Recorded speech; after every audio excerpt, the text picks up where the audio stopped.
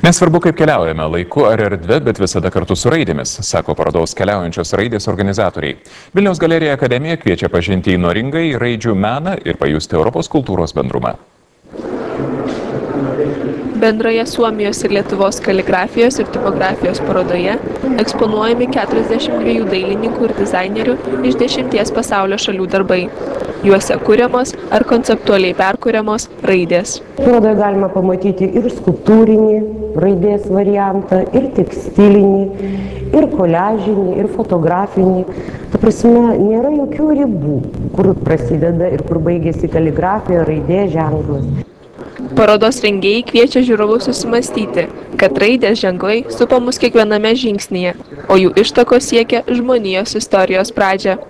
Visur buvo žinios, žinia, raštas, raidė, galbūt ir skaičius, perduoti žiniai. Kai yra darbas iš Australijos, kuriame autorė suskaičiavo Australijos didžiojo gaisrų penktadienio aukas, kiek Australija prarado. Sakytum, žinia perduota skaičių pagalba. Organizatoriai džiaugiasi į parodą prisikvietę tokias savo srities žvaigždės, kaip kompanijos Underway įkūrėjas Samis Kortemakis, Peterio Greenawayaus filmų kaligrafas Brodis Neuenšvenderis, grafinio dizaino guru iš JAV Štefanas Sagmeisteris, tarp lietuvių autorių Rimvydas Kepežinskas, Bronius Leonavičius, Robertas Jucaitis ir kiti.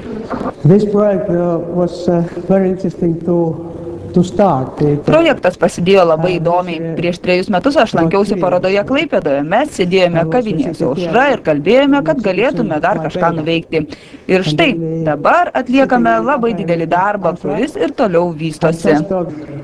Paroda Keliaujančios raidės ir pati yra keliaujanti.